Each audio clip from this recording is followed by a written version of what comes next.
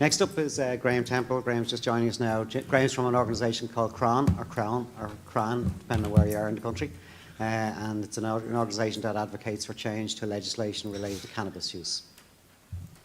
Hello everybody. Before I formally begin, just like to thank you all for giving us the opportunity to be here. Crainn is a non-profit organisation and we do everything in our own spare time, no funding, nothing like that. In my day job I work as a mental health nurse, and like I said, today I'm going to be speaking about regulating cannabis primarily and about how I feel we can take back control, as Eddie had said, from criminal markets and that kind of stuff. To begin, who is Crainn or Crainn or whatever way you want to say it? It means trees in Irish. So we're a harm reduction organisation. We do online harm reduction primarily, and we keep our ear to the ground for emerging drug trends in Ireland and spread that awareness. We also do education, so we've had volunteers on the streets of Dublin last year giving out information about medical cannabis, and this year we had volunteers giving out pamphlets about how people could submit to the assembly here today. Then we also do community aspects, so we have meetups, that type of stuff, movie nights. And then we're also trying to bridge the gap between non-problematic drug users and the government, which we feel are quite underrepresented at national level. So today I'm going to have a look at cannabis. I'm aware already, so an overview of cannabis here. As you've heard already, we're seeing increased use. I know we heard yesterday some of these policies were set up to reduce harms and reduce use, but that doesn't seem to be happening. Instead, we measure success with seizures. Just some numbers that I'm going to say. We have about 24% lifetime use for cannabis in Ireland with adults. 50% of college students use cannabis as well, or use drugs, pardon me. And it's about 17% yearly use here in Ireland as well. So one of the big issues here is if more people are using the drug, in the market at the moment, these synthetic cannabinoids exist. So these are chemicals that are made to attempt to mimic the effects of cannabis. They have big, long, mad names. They're all in the report there if you want to have a look at them. It's their scientific names. Ireland has been listed as a country of concern by the EMCDDA, and there has been deaths in the EU due to these chemicals. As you can see them here, sometimes they come in edible form or vape form.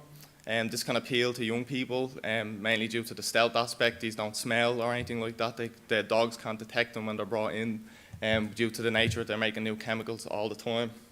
And also, if you look at public health advice in legal jurisdictions, they'll tell you to vape or to consume edibles instead of smoking cannabis. But if you try to follow that advice in Ireland, you're probably going to run into these synthetic cannabinoids. As you can see the headlines there was a lot of hospitalizations.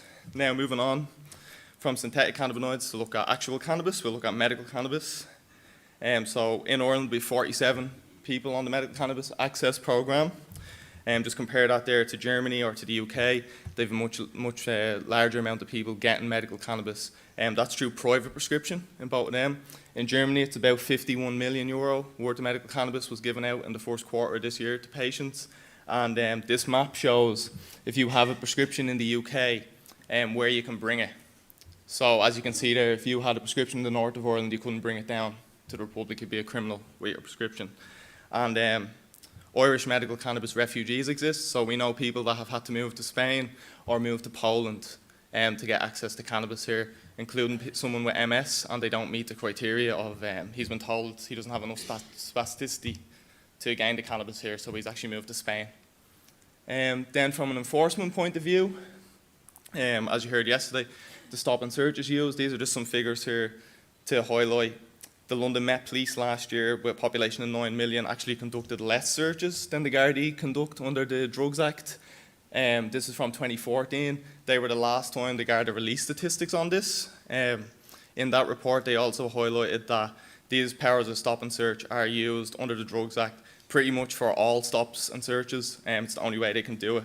So there is a big fear of them losing that power around policing. Now, if you are caught, you heard about the adult caution scheme yesterday. Now, if you already have a conviction, you're not going to get that. So if you've been criminalised because of the old laws, it doesn't apply. It's also up to the discretion of the guard whether you get that scheme or not. So not everybody that was found in possession of cannabis was offered that scheme. And it's also a 3 strikes and you're out system. So if you're a problematic user or you're in an overly policed area, you're going to be met again and again by the guards. So they're probably going to use their 3 strikes up before someone else would.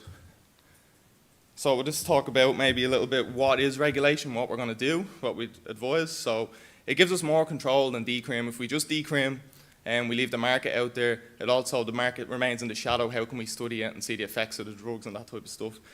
So it will be to mainly to shrink the black market. I know some people say we can't remove it completely, but we have some successes on that, and to offer safe supply, and then to set up a regulatory body to do research on cannabis.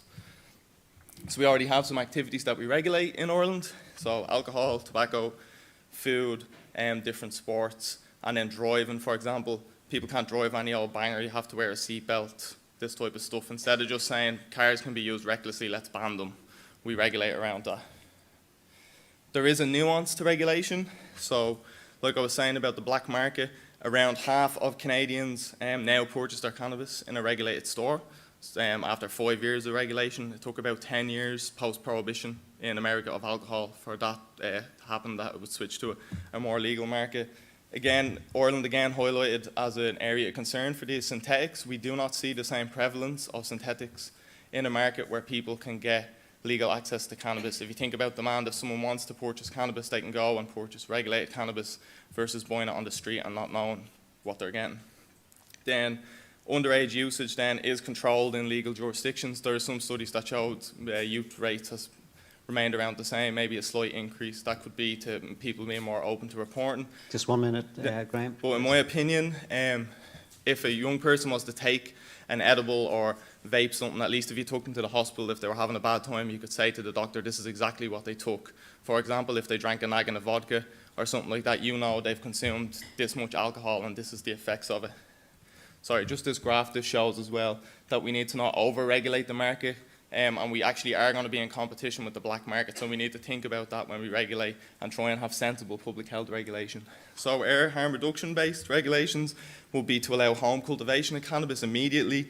There's no regulatory implementation straight away. That will remove people from the black market. Then also allow cannabis social clubs, so non-commercial smaller spaces where people can purchase and consume cannabis. Then further down the line, you'd look at state-led regulation, so that would involve like licensing, quality standards and traceability from seed to sale. And then a harm reduction campaign about not to say not just use cannabis, but also safer ways of using it. And we'd just like to thank everybody. Our full submission, where I argue these points much more strongly, is available, and also the Joint Committee on Justice report. Thanks very much. Okay.